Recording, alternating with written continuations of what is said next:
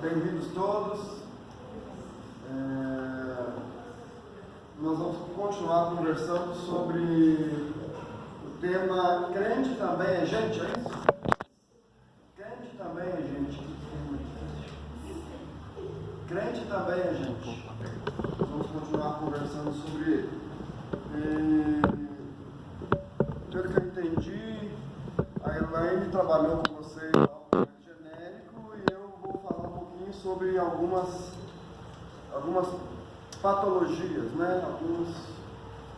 Algumas doenças psicológicas. A gente vai conversar um pouquinho sobre algumas doenças psicológicas, levando em conta a questão do lugar do crente, como é que o crente lida com isso e assim por diante. Essa questão é uma questão, assim, na minha maneira de ver, é bem difícil de lidar, tá? Primeiro por causa do tempo. Falar sobre depressão por meia hora deprime, né? Falar sobre pânico por meia hora deixa a gente loucão, né? Piradão. E assim por diante, né? Mas eu vou tentar. Vou tentar aqui, quem sabe gastar um pouco mais de tempo, mas vamos tentar. Eu corri muito essa semana e não tive tempo de preparar nada. Olha o que eu tive tempo de preparar para vocês. Aqui é o ponto zero. A questão é, o que é saúde psicológica? O que é saúde psicológica? Né? Aqui é o ponto zero do humor, estou pensando em humor, tá? Aqui é o ponto zero. Algumas pessoas acham que tem que viver aqui em cima, ó, sempre alegres, sempre felizes, né? Isso acaba virando um pouco de mania, tá? Meio maníaco, né?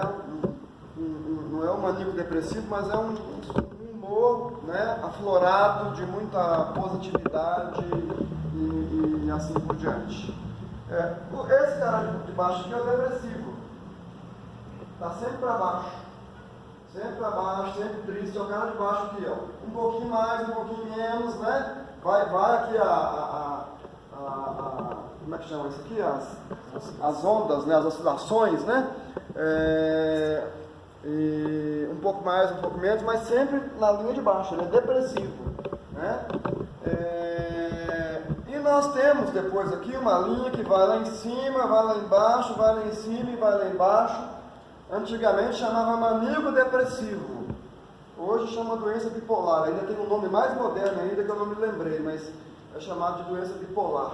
O cara tá, ora, ele é maníaco, então ele é muito alegre, muito feliz, pode tudo, né? Compra tudo, faz exageros, né? Se endivida inclusive, né? E olha, ele está depressivo, não, ninguém gosta de mim, né? Eu sou, né? Ninguém me ama, ninguém me quer, ele está lá embaixo, eu vou me matar se for preciso, vou pular do prédio, né? Então ele é um maníaco depressivo, né?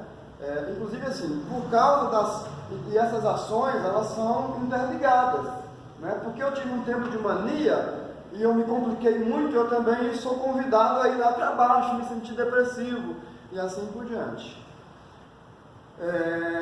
E a vida de um cara normal? De um carinha normal? Ou de uma carinha normal? De uma menina normal? A vida normal é essa aqui, que está no meio, tá? Ninguém é feliz o tempo todo, gente. Ninguém é feliz o tempo todo. Estão falando isso para nós aí que tem que ser feliz o tempo todo. Isso é mentira. Isso é loucura. Ninguém é feliz o tempo todo. Nós vivemos num mundo caído, nós somos caídos, o pecado habita em nós e isso acaba nos também trazendo consequências mesmo para o crente, mesmo para o cristão. O crente não tem vitória o tempo todo, temos derrotas também, né? Então, essa linha aqui de baixo, né, essa linha do meio aqui é a linha da saúde. Ora estamos mais felizes, mais tranquilos, mais realizados. Mas ninguém fica, para você sair de um monte para o outro, você tem que descer. Ou você acha que fica pulando de monte em monte, sempre no topo. Né? Não tem jeito, né? Esse gráfico aqui é só para vocês entenderem isso, tá? Que a saúde emocional implica inclusive em saber lidar com os momentos de alegria, de segurança, de realização, mas também saber lidar com os momentos em que você passa por lutas, passa por dificuldades, né? E passa por problemas, né? A saúde emocional, a saúde espiritual, né? A saúde cristã implica em saber lidar com isso, né? Eu creio que isso dito eu faço uma introduçãozinha, né? Para a nossa fala de hoje, ok? E eu vou abordar rapidamente 3 problemas, tá? Eu não sei se vou dar conta de falar aqui hoje, se for preciso a gente fala outro dia, tá? Mas eu escolhi para falar um pouco sobre depressão. Quando você fala sobre depressão, você acaba também entrando na ira e você acaba também entrando um pouquinho na culpa, tá? Que são problemas psicológicos, problemas que muitas vezes se tornam problemas psiquiátricos, porque às vezes ficam mais sérios, né? Então, depressão que acaba entrando em ira e acaba entrando em culpa, pânico, né? E ansiedade. Lembrando que pânico também tem um componente de ansiedade, né? Na verdade, o pânico é uma ansiedade, mas só quero chamar de síndrome porque ele tem vários componentes, entre eles uma ansiedade muito grande, né? E a síndrome, porque tudo que é síndrome é porque tem vários componentes, né? Vários sintomas e vários componentes, ok? Não dá para aprofundar em nada, né, gente? Falar superficialmente de tudo, né? E também se tivesse aprofundado, talvez não fosse eu, né? Não sei se eu daria conta de aprofundar muito. E quando a gente pensa nessa coisa de que crente também é gente, na verdade o que nós estamos querendo dizer é que o crente também passa por lutas e passa por dificuldades, né? Pegando a minha ilustração, né? Ninguém vive de topo em topo. E também não precisamos viver de buraco em buraco, né? Não vive de topo em topo, de montanha em montanha, lá do alto, ele é só no alto, né? Como algumas músicas tem por aí, né? Umas músicas que tem por aí, parece que o sujeito está o tempo todo, né? Só no topo, só na crista da onda, né? Ninguém vive assim, né? Crente também é gente, crente também passa por lutas, passa por dificuldades, falha, cai, e isso traz sofrimento, traz dor, e esse sofrimento traz componentes psicológicos e às vezes até psiquiátricos, né? Que às vezes nos leva até a ter que tomar remédio, né? Falta de conhecimento bíblico dizer que crente não pode tomar remédio para psiquiátrico. Taxa preta, né? Preconceito, é falta de conhecimento bíblico, isso é muito perigoso. Se eu tomo remédio para o coração, aliás, eu não tomo, tá, gente? Mas se uma pessoa tem que tomar remédio para o coração, ou para a pressão, ou se tem que tomar um outro remédio de uso contínuo, né? Por que não pode tomar um remédio de tarja preta? Porque ele está, por exemplo, passando por alguma dificuldade, né? Então, o mesmo Deus que deu sabedoria para o homem estudar o funcionamento do organismo, também deu para funcionar, para estudar o funcionamento da mente e do nosso cérebro, né? E às vezes alguns remédios ajudam a gente nos ajudam a nos equilibrar, né? Então é isso, né? Eu conheço pessoas piedosas que passam pelo vale da sombra da morte, pelos mais diversos problemas emocionais, e são pessoas crentes. Nós não podemos perder de vista duas coisas importantes quando a gente pensa sobre crente também a gente. Primeiro, nós vivemos num mundo, que eu sempre falo, no mundo caído, né? O pecado habita no mundo em que nós vivemos, e o pecado traz sofrimento. E mesmo que seja o pecado do outro, me afeta. E me afeta muito. Nós estamos vivendo aí no Brasil uma ditadura, e aí me perdoem a palavra, mas é uma ditadura dos políticos e dos juízes, tá? Do Supremo Tribunal e também outros aí, tá? É uma ditadura desses homens. De certa forma, esses homens têm promovido a injustiça nesse país. Eu não estou defendendo Sérgio Moro, tá? Eu não estou defendendo, mas o que eu vejo lá com esses homens, não estou defendendo Bolsonaro, não estou defendendo ninguém, mas nós vivemos um problema de crise moral, de crise política nesse país. E quem está por trás disso? É o pecado, né? Esses homens, infelizmente, nos representam. Foram interesses que colocaram eles lá. E desde do menor interesse até o maior interesse colocar esses homens lá. Como também aqui na Câmara dos Vereadores e assim por diante. Né? Então eu vivo num mundo caído. E o pecado nesse mundo me afeta. Mesmo o pecado meu pessoal me afeta. Mas também o pecado da comunidade me afeta. Ok? E eu não tenho controle da minha vida em tudo. Aliás, uma pessoa que quer controlar a vida dela toda, ele é um neurótico. Tá? O cara que quer controlar tudo, ele acaba se tornando um neurótico. Pode observar. O cara que tenta controlar tudo, ele não vai controlar nunca tudo, mas se ele tenta controlar tudo e controlar as pessoas ao redor dele, para as pessoas não saírem de perto dele, tem que ser meu amigo, se não for meu amigo não serve, e tem que fazer o que eu quero, é uma pessoa louca. Não dá para ficar perto. Nós não temos controle da nossa vida. Eu controlo como é que eu lido com o que o Felipe faz comigo, mas eu não controlo o que o Felipe faz comigo. Eu não controlo se alguém fala, por exemplo, o pastor Joemar fez isso. Eu não controlo, não tenho controle disso. Agora eu tenho controle de quê? O que eu faço com a fala dele. Né? Se a fala dele é verdadeira, às vezes eu preciso me arrepender e resolver o problema. Se a fala não é verdadeira, eu preciso de repente aprender a lidar com isso. Olha, não vou ligar, não vou atrás, deixa pra lá, a verdade vem sozinha.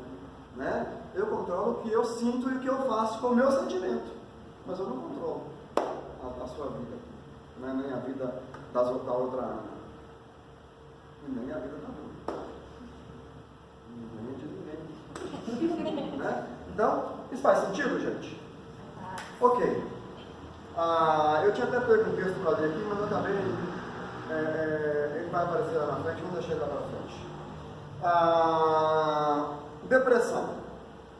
O que é depressão? Depressão é um sujeito que está no buraco. O depressivo é o que está no buraco. O depressivo é alguém que está escondido, é alguém que está no buraco, que está num aspecto negativo da vida. Né? O depressivo. Tristeza, apatia, inércia, né? Não cuida, a vida está difícil para ele não cuida de si mesmo, muito menos do outro. Né? Um sujeito depressivo, ele não dá conta. Outro dia uma pessoa veio conversar comigo, estava com depressão. Aí eu perguntei para ela falou que estava com depressão. Aí eu perguntei para ela, você está bonita, né? Está bem arrumada. Ela falou, eu não gosto de sair assim. Mas eu fiquei preocupado. Eu perguntei, como é que é a sua casa? Não, minha casa está arrumadinha, está tudo bonitinho. E os seus meninos? Todos bonitinhos. Aí eu falei, você pode ter tudo menos depressão. Se você está me falando a verdade, se a sua compreensão está certa, você pode ter tudo menos depressão. Porque o depressivo mesmo, ele não dá conta de cuidar de si, não dá conta de cuidar do outro. Né? Quando ele está de fato depressivo, ele pode estar às vezes com algum sintoma de depressão, mas nem sempre é depressão. Tem uma depressão chamada distimia. É uma depressão leve que muitos de nós temos. Uma depressão leve que muitos de nós temos. A pessoa está aqui, às vezes depressiva, mas aqui muito perto da linha do zero aqui, e aí ele passa para cima um pouquinho algumas vezes. Ele está aqui bem perto é uma depressão leve, que ele consegue cuidar, consegue se cuidar, consegue cuidar às vezes do outro ainda, né? Consegue fazer as suas tarefas, assim por diante. Mas a depressão tem perda de energia, tem fadiga, tem insônia, tem pessimismo, desesperança, medo, um autoconceito negativo, né? Um conceito de si mesmo negativo, sentimento de culpa, né? Perda de energia para tudo, gente, para tudo. As coisas a coisa mais que a pessoa mais gostava, ela não dá conta de fazer mais, quando ela está depressiva mesmo, né? E tem depressão na Bíblia? Tem.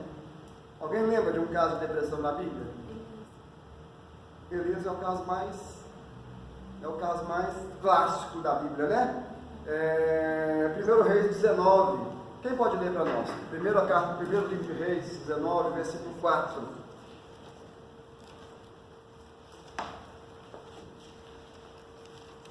Eu não vou aprofundar, tá? Eu não posso fazer a exposição no texto de Elias, porque se eu fosse pegar o texto de Elias, só o texto de Elias gasta uma meia hora para poder trabalhar ele, né? 1 Reis 19, 4.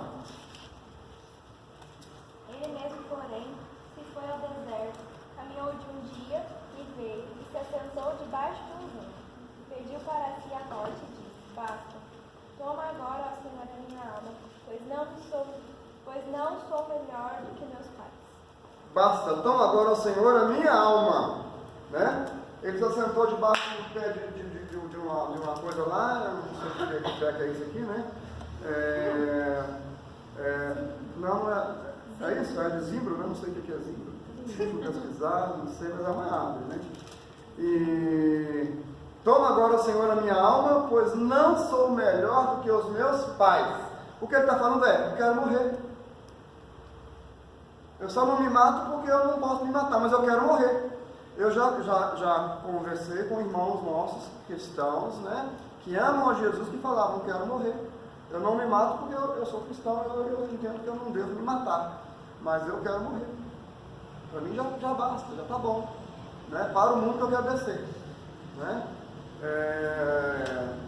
E assim, o capítulo todo aqui, você trabalha com a depressão de Elias. E é interessante porque, quando é que a depressão de Elias vem? Ela veio por causa de um grande desafio que ele tinha enfrentado. Ele tinha enfrentado os profetas de Baal, os 400 profetas de Baal, né? E ele tinha matado esses profetas. Não é ele sozinho, mas ele liderou, né, essa morte desses profetas. Gente, isso aí é um negócio complexo, tem que depois, eu não posso estudar isso aqui agora, porque ele matou, né? Se era justo, se não era justo. É claro que eu entendo que era justo, até porque foi Deus que falou para ele fazer isso, né? Mas ele tinha liderado a matança de 400 profetas de Baal, né? E, gente, você pode entender, você pode saber o que é participar de um massacre desse?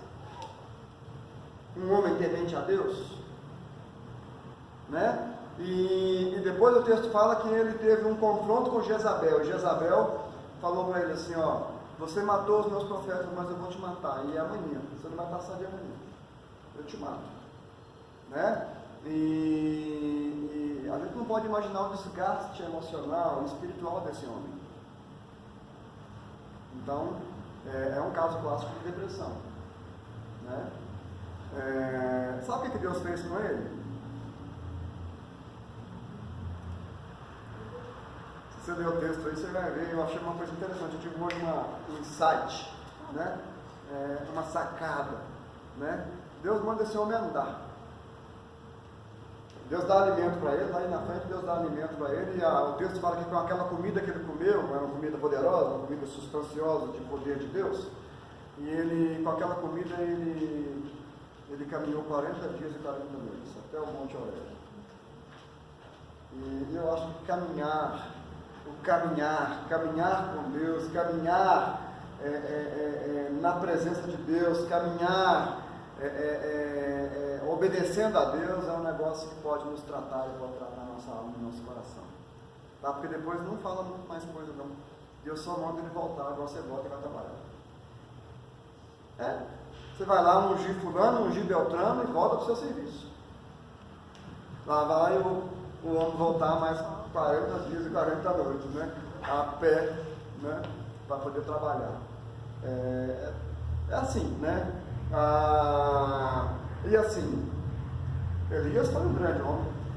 Elias foi um grande profeta, né? E ele se deprimiu ao ponto de pedir para si a morte, né? Por outro lado, existe uma diferença entre o cristão que se deprime e a pessoa que não se deprime, porque Elias é um homem temente a Deus.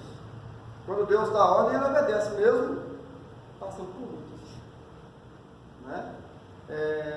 Ele está com Deus. Quando ele pede a morte para quem? Para Deus, né? Ele não rompe a comunhão com Deus, né? Mesmo na depressão, ele está com Deus, né? E aí eu me lembro do salmista no Salmo 23, ainda que eu ande pelo vale da sombra da morte, não temerei mal algum. Por quê? Porque tu estás comigo, a tua vara e o teu cajado me consolam. É bom lembrar que vara e cajado são dois instrumentos diferentes, né? Um é para quê? Um é para corrigir as ovelhas. Vara é para corrigir. Vara é vara de correção. Cajado é de proteção. Tá? Vara é para corrigir e cajado é para proteger, né? A tua vara e o teu cajado me consolam. Quando eu olho para o Senhor e vejo, eu vejo do Senhor proteção e vejo do Senhor direção, orientação, né?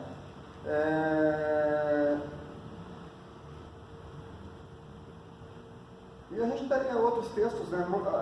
Outros textos, por exemplo, o Salmo 43, se não me engano, né? Versículo 5, Salmo 43, 5, né?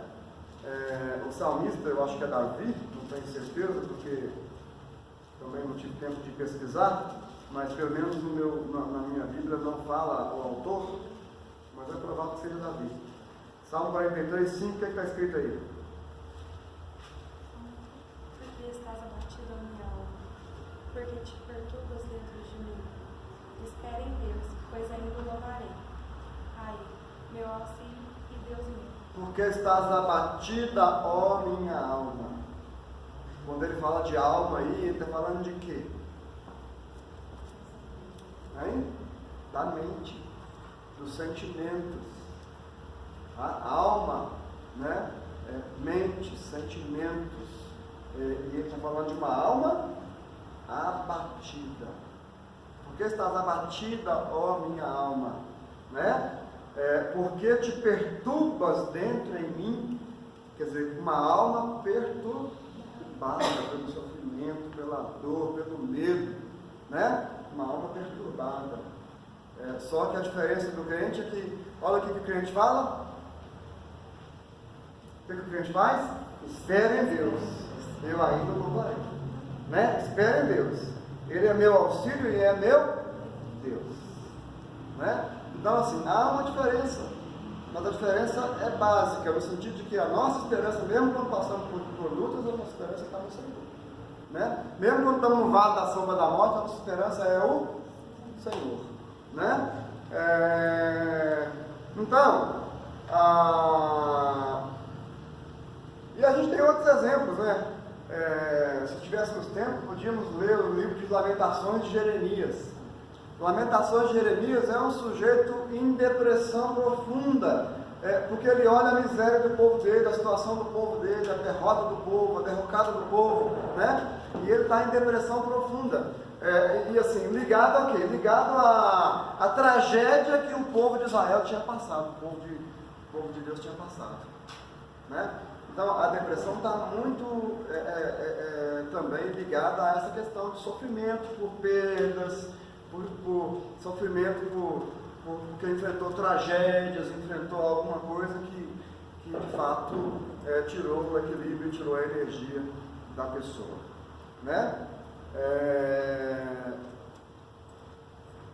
Rapidamente, gente, eu não vou poder falar muito sobre isso, as causas da depressão, né? É interessante porque quando você vai estudar, vai ver as causas da depressão, outro dia eu vi um post no Facebook, e o cara falou, depressão, muito passado na sua mente. Sua mente está focada no passado. Eu achei interessante isso. Depois a gente vai ver isso. Mas é bom lembrar o seguinte, que algumas causas da depressão são causas físicas. São causas que estão ligadas ao funcionamento do nosso corpo. Por exemplo, tem organismo que falta lítio no cérebro.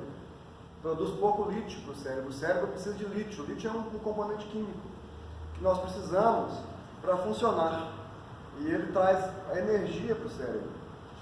Quando falta lítio no nosso cérebro, nós nos deprimimos. E sabe qual é o jeito de consertar isso? Tem que tomar remédio, tem que tomar lítio. É reposição de lítio.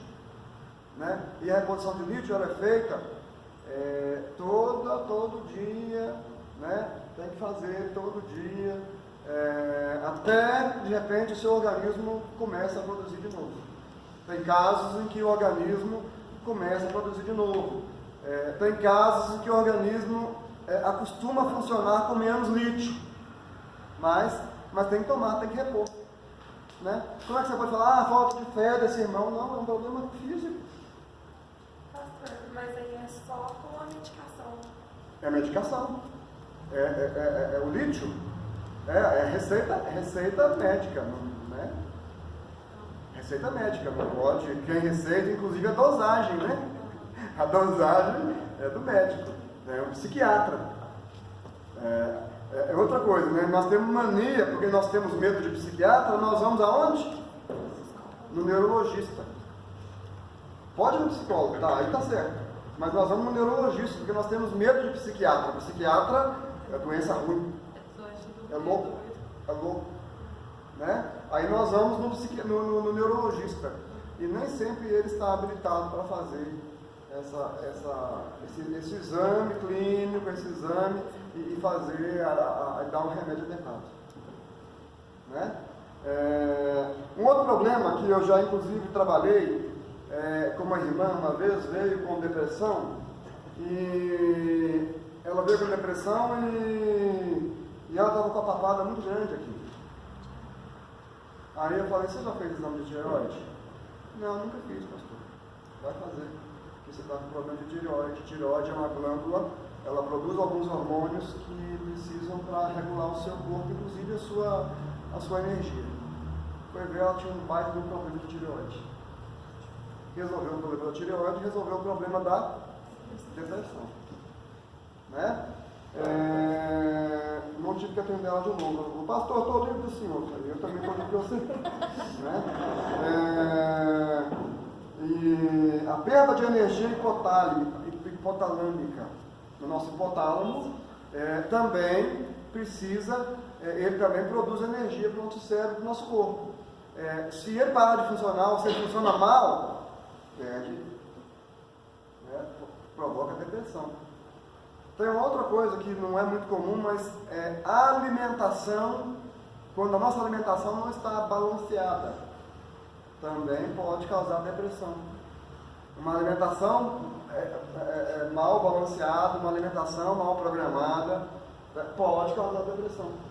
Porque o nosso cérebro, o nosso organismo tira da nossa alimentação os elementos que ele precisa, inclusive, para a energia. Né? E depressão pode ser perda de energia. Né?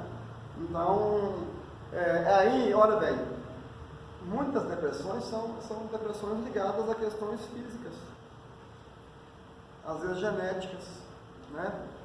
O problema, por exemplo, da tireoide, muitas vezes é genético. Ele vem sendo passado. Né?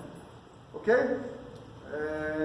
E aí tem outras causas. As outras causas são mais ou menos mais psicológicas. Por exemplo, causas ambientais. Uma criança rejeitada pelos pais. Rejeitada pelos pais. Ela é criada por uma outra família, mas ela teve uma experiência de trauma que ela foi rejeitada pelos pais. Ela pode desenvolver uma depressão. Não são todos que desenvolvem, mas ela pode desenvolver uma depressão por causa do trauma da rejeição.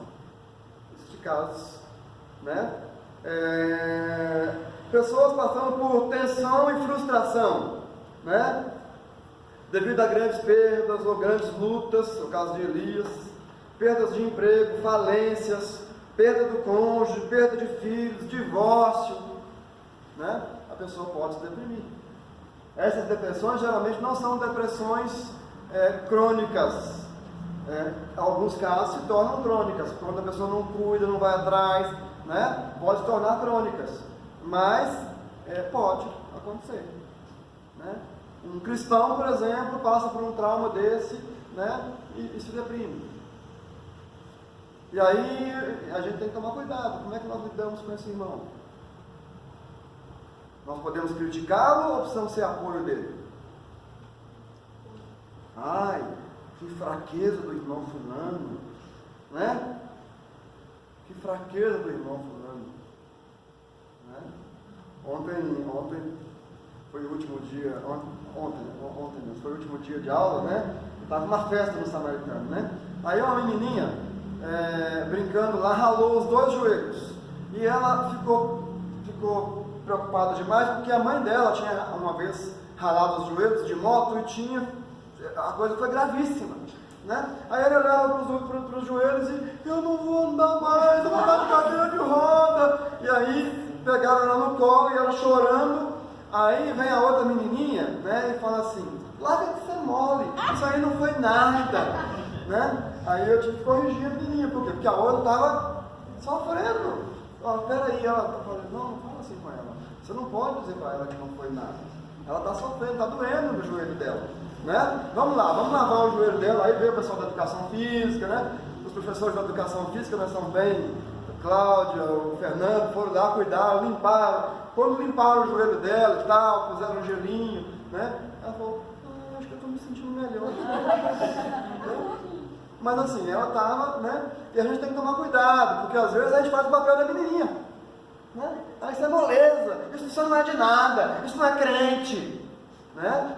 E a gente acaba complicando a situação do irmão, né? Então, tensão, frustração, ira, mágoas, ressentimentos, né? E é interessante porque eu não posso entrar fundo nessa questão, né? Mas assim, a ira, as mágoas, os ressentimentos poderiam ser um assunto para ser tratado aqui, né? Quem sabe no outro dia, né? Mas a pessoa que não aprende a lidar com a ira, não aprende a lidar com a mágoa, não aprende a lidar com o ressentimento, ela pode se tornar depressiva, né? O que é o ressentimento? Ressentimento. Já viu essa expressão? Fulano está com ressentimento. O que é ressentimento? É a pessoa que precisa de ressentir uma dor várias vezes. Ela não consegue perdoar e aí ela tem que ressentir. E cada vez que ela ressente, ela sofre.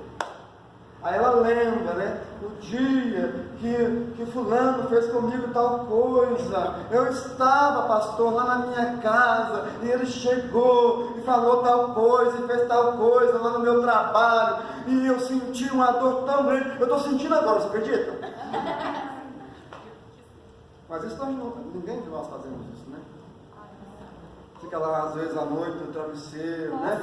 Pensando e ressentindo e remoendo. Se eu pudesse, eu ia lá de novo agora e socava a cara dele, né? Só eu que faço isso, né?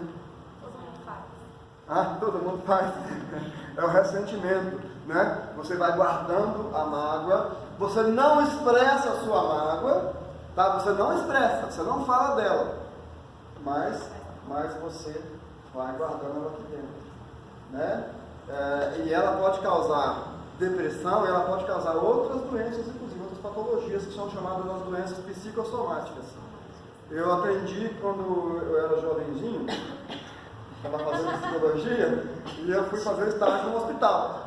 E eu me deparei com um senhor que já tinha tido câncer 5 vezes. 5 vezes, ele tinha tido tumor 5 vezes. Teve um tumor, sarou, teve outro, sarou, já era 12. Falou, desde a minha juventude eu lido com câncer. E aí eu perguntei para ele um dia, né, o senhor traz alguma mágoa, alguma dor? Eu tenho uma dor em relação aos meus pais e tal. E aí ele contou, ele ressentiu aquilo tudo. Eu falei, alguém já tratou isso com o senhor já várias vezes, mas eu não consigo perdoar. Eu não quero perdoar. Eu não quero perdoar. Eu falei, então, não há o que fazer, né? E assim, daquela vez ele não saiu do hospital. Mas ele saiu. Eu atendi ele uma vez, quando eu voltei, cadê o fulano de tal? Aí foi a outra. Não sobreviveu. Por causa da questão das mágoas e dos ressentimentos, né? Sentir novamente a autopiedade, né? Isso gera depressão, um acúmulo de mágoas, né? Não resolver as coisas, vai guardando, não resolve, né? Não consegue conversar, né? Não consegue conversar com o próximo, com a pessoa que magoou. Às vezes a pessoa que magoou nem sabe que magoou, né? Nem sabe que magoou, eu estou lá ressentindo a mágoa porque ele me magoou, ou ela me magoou, né? Às vezes a pessoa nem sabe que magoou, mas o outro está lá se sentindo vítima, né? E sofrendo, né? E tem um caso que é muito comum, que é a depressão como chantagem, tá? Eu estou magoado com alguém e eu lido com essa mágoa ressentindo ela, mas assim, eu sinto que eu estou me deprimindo, mas eu gosto, porque eu quero ter o que nós poderíamos chamar, alguns psicólogos chamam de ganho secundário. Ganho secundário, eu estou doente, mas eu posso chantagear a pessoa que me magoou. Eu estou assim por sua causa. Você me magoou. Você não cuidou de mim. E se você não cuidar de mim, eu vou me matar. E tem alguns casos, né, de risco de suicídio, né? E a pessoa às vezes fala isso, né? Lembra que as cartas geralmente de suicídio são cartas que geralmente trazem um componente de culpa do outro? Vocês já observaram isso? Que geralmente trazem um componente de culpa do outro, né? Na verdade, o sujeito que estava ali na hora do suicídio lá, na hora que ele estava responsabilizando o outro pelo problema dele, né? Que é um problema também sério, que é também um problema psicológico, né? Que é o problema da transferência de responsabilidade. É um outro problema que a gente pode tratar, né? Transferência de responsabilidade. A gente vai transferindo a responsabilidade do nosso fracasso para o outro, né? Vai transferindo para o outro e a gente nunca sai do lugar que nós estamos, porque quando eu transfiro, eu nunca saio do lugar que eu estou, eu não cresço, eu não amadureço, eu não uso o sofrimento para me crescer, para me amadurecer, né? Gente, está fazendo sentido? Né? Vamos mais para frente então.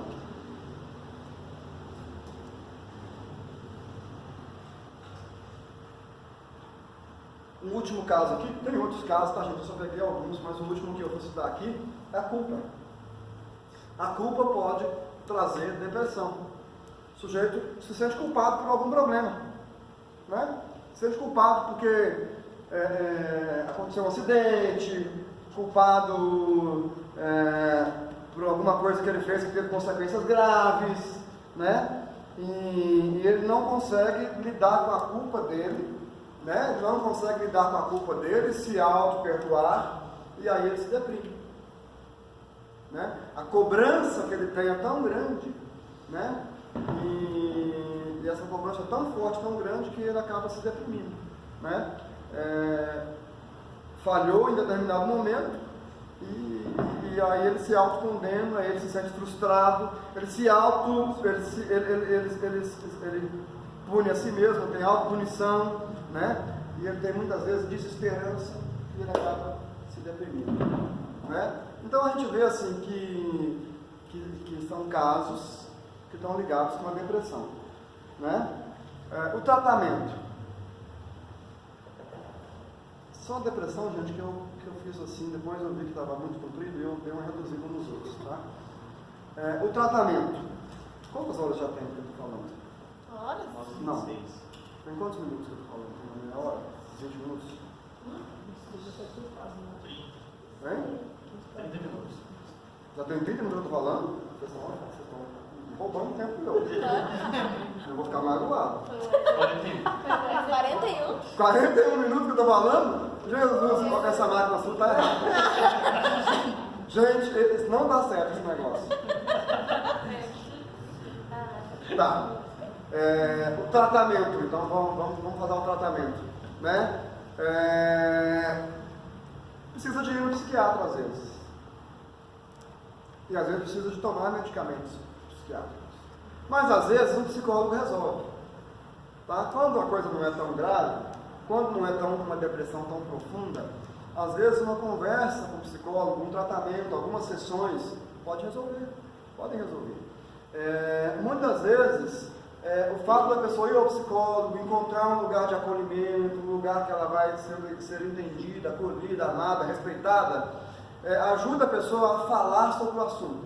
E muitas vezes falar sobre o assunto nos ajuda a organizar os pensamentos, nos ajuda a ir achando as soluções e nos ajuda, inclusive, a caminhar na direção, por exemplo, do perdão, na direção de expressar o ressentimento, de ir atrás da pessoa que fez ressentir e conversar com ela, ir acertando as amizades, né? Quem sabe acertando aquelas coisas que ficaram pendentes, né? Uma terapia, então, ajuda muito, né?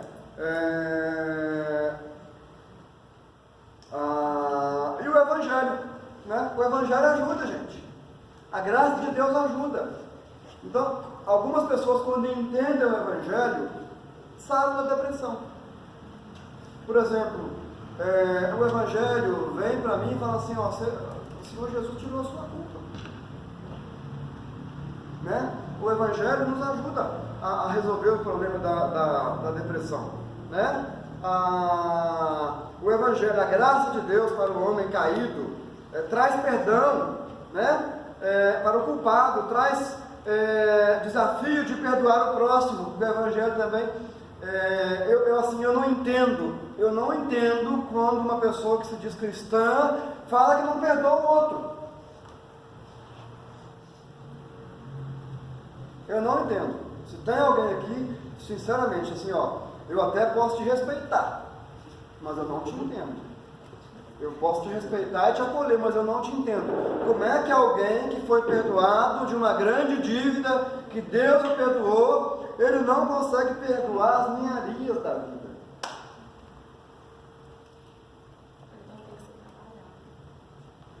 Perdão tem que ser trabalhado. E perdão é um processo. Hein? É uma decisão. Perdão é um processo que começa com uma decisão. Eu já fiz para vocês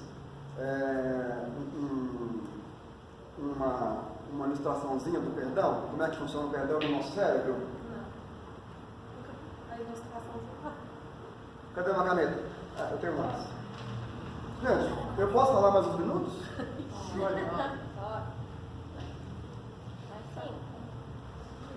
O seu cérebro tem o que você tem no seu cérebro? Carne. São células, né? Células nervosas. Nós chamamos as células nervosas de neurônios. E os neurônios precisam, eles são todos interligados. Gente, tem tanta coisa legal sobre neurônio, mas eu não tenho tempo de falar, mas tá bom. Você sabia que um celular, uma criança, está causando problemas sérios neurológicos? Sabia? Celular para criança está causando problemas neurológicos gravíssimos. Sem falar dos problemas de visão, audiovisuais. Uma criança precisa de pular, precisa de andar, precisa de correr, precisa de equilibrar, criança precisa de andar de bicicleta, pedalar. Tudo isso ajuda a formar conexões cerebrais. E essas conexões cerebrais, elas vão ser usadas depois para ela ajudar a resolver problema, pensar matematicamente, ler, escrever. Aí a criança fica agarrada aonde? No celular, nessa porcaria de tablet, de celular. E ela não brinca, ela não sai da frente da TV. E aí fica aqueles meninos mongoloides. E tem que ir para fome. Mas para os pais está sendo mais prático dar um celular na mão da criança, porque eles ficam quietinhos. A questão é de você trabalhar nas Então, esse é um problema sério. Eu falei sobre isso outro dia no Samaritano, quase apanhei. Se vai falar isso para os pais. Dos pais. Eu falei assim, você pode até me bater, mas eu já falei. Falei da palavra. Vou tirar uma palavra, vou tirar uma vírgula que eu falei. Não tiro. Né? Mas vamos voltar aqui no processo do perdão, tá? Processo do perdão. Os seus neurônios então estão interligados, tá? Pense aqui nessas bolinhas aqui como se fossem neurônios, tá? E elas estão todas interligadas. Eu não desenhei aqui para interligar elas, porque eu vou gastar 2 horas para desenhar. Mas elas estão todas interligadas, tudo tem ligação com tudo, tá? Aí então você tem uma experiência de frustração, uma experiência com o namorado. É uma experiência com os pais, né? Aí, essa experiência sua, ela teve uma corrente nervosa que caminhou pelo seu cérebro. Também não vou aqui conseguir explicar essa corrente, onde ela passa, onde ela tem que passar, do hospital para o frontal, do lóbulo direito para o esquerdo. Eu não consigo fazer isso, eu não sou médico, isso é coisa de médico, tá? Mas aí, ela correu e passou num lugar aqui, ó, certo? Formou um circuito, certo? Formou um circuito aquela experiência. Houve uma corrente elétrica que passou ali. O sentimento que você tem é uma corrente elétrica que passou pelo seu cérebro. Gente, nós somos muito malucos isso aqui. Né? Os sentimentos nossos são correntes elétricas. Olha o que nós somos. E o que Deus é maravilhoso. Né? Aí, toda vez que você ressente, qual é o circuito que passa a corrente? Passa no mesmo lugar. Então, isso aqui vai ficando cada vez mais forte. Quem já foi para a roça e andou no pasto? Quem já foi para a roça e andou no pasto? Quando você anda no pasto, você anda no caminho de vaca. Lembra do caminho da vaca? Se o caminho da vaca é um caminho que ela passa muito, o caminho é mais marcado. Se ele é um caminho que ela passa menos, ele é menos marcado. Lá no pasto. Né? Então aqui, ó, fica o circuito fica cada vez mais, quanto mais você ressente, mais ele fica passado, mais ele fica marcado. Tá. Aí você então tem uma experiência e você resolve que vai perdoar. Certo? Então quando você resolve que vai perdoar, você está dizendo assim, ó, eu estou decidindo agora, escolhendo perdoar a Ana, porque ela falou tal coisa de mim. Tá? Então eu resolvi perdoar a Ana, resolvi perdoar o Gabriel, porque ele falou tal coisa de mim. Então agora, o que eu senti estava aqui. O que eu senti estava aqui, bem marcado. Né? Agora então eu vou construir um novo caminho. Qual que é o caminho que eu estou construindo? Estou construindo um novo caminho, ó. Certo? Não pode passar ali dentro do outro, não. Certo? Eu estou construindo um novo caminho. Certo? Onde é mais fácil de a energia passar? No de cima. É no que está marcado. Porque eu comecei a construir o outro caminho. E corrente elétrica, quem sabe um pouco de corrente elétrica, ela passa onde? Você tem 2 circuitos, um fio mais grosso e um fio mais fino. Os dois estão ligados no mesmo lugar, do ponto A ao ponto B. Onde que ela passa? Pelo mais fácil. Ela passa pelo mais fácil, pelo mais grosso. Tá? A corrente elétrica faz sempre o caminho mais fácil. Então, sempre que você tem uma coisa que lembra, né? Eu resolvi perdoar o Gabriel. E sempre que eu vejo um objeto qualquer, esse papelzinho aqui, eu lembro que o Gabriel me magoou. Certo? No primeiro momento, quando eu lembro que o Gabriel me magoou, a minha energia elétrica vai passar onde primeiro? Vai passar no de cima, no caminho antigo. Mas aí eu lembro, peraí, mas eu resolvi perdoar o Gabriel. E eu preciso alimentar o outro circuito. É claro que eu não falo assim na minha cabeça, né, gente? Eu vou agora alimentar o outro circuito, o circuito do perdão. Né? Não é assim que eu faço. Mas automaticamente é assim que acontece na minha cabeça. Né? Eu resolvi perdoar o Gabriel, eu não posso ressentir. Eu não posso mais cobrar essa dívida dele. E aí, então, a minha energia, o meu sentimento está alimentando um outro circuito em relação ao Gabriel. À medida que eu vou corrigindo e vou ressentindo menos e vou alimentando um circuito novo, certo? O perdão vai acontecendo. E aí, como diz o reverendo Caio Fábio, né? O Caio Fábio, Calhão, né? O Gabriel nasce de novo no meu coração. E nasce de novo na minha mente. Aquilo que estava morrendo, porque eu tinha ressentimento, ele voltou a nascer. Perdoar é permitir que o outro nasça de novo nas minhas relações. Bonito isso, né? Não é bonito? Permitir que o outro renasça, né? Na minha história, no meu coração, né? Então esse é o processo de perdão, né? Então, o crente, a depressão ela é curada quando eu passo pelo processo de perdão, não é? Quando eu passo pelo processo de me perdoar quando é culpa, né? Então, o Senhor me perdoou por um grande erro. Como é que eu não posso me perdoar? Eu sou maior que o Senhor? Eu sou melhor do que o Senhor para eu mesmo cobrar de mim? Ele me perdoou, mas eu não me perdoo. Se ele me perdoou, eu também perdoo. Né? Eu acho que eu vou ter que parar, né, gente? Eu tenho que ainda... Não vou ter que parar. Eu tenho ansiedade, tenho... terminar lendo Romanos 8. Sobre essa questão de me aceitar, né, de me perdoar. Na verdade, assim, eu preciso tomar posse do Evangelho. Quando a gente toma posse do Evangelho, a cura vem. Quando a gente entende o que é o Evangelho, a cura vem. Né? É claro que em alguns casos precisa da ajuda de um terapeuta, mas o Evangelho nos ajuda a nos curar. Quem entende o Evangelho de maneira profunda, quem entende o Evangelho tem facilidade de ser curado. Eu estou procurando aqui a 5:8, Romanos 5:8, gente. Olha o que diz aí em Romanos 5:8.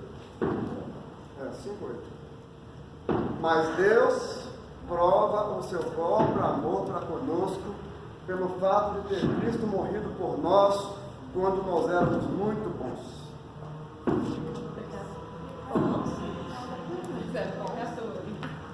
Não é assim, não? Não. Quando é que Jesus morreu por mim? Quando eu era um pecador. E eu posso trocar pecador por fracassado? Posso. Então Deus prova o seu próprio amor para comigo pelo fato de ter Cristo morrido por nós, ou por mim, quando eu era um fracassado. Ele morreu por mim, né? E Ele me perdoou. Se Ele me perdoou, eu também posso me perdoar, né? Então, tomar posse da graça de Deus, tomar posse do perdão, tomar posse do Evangelho. Um outro texto que a gente poderia pensar nele rapidamente é Mateus 11, 28, 29 e 30. O que diz lá em Mateus 11, 28, 29 e 30? Que tem a ver com cura. Vinde a mim, Mateus 11, 28, 29 e 30. Vinde a mim todos vós que estáis cansados e sobrecarregados, e eu vos aliviarei. Cansado e sobrecarregado, muitas vezes está ligado com depressão. E eu vos aliviarei. Tomai sobre vós o quê? Meu jugo.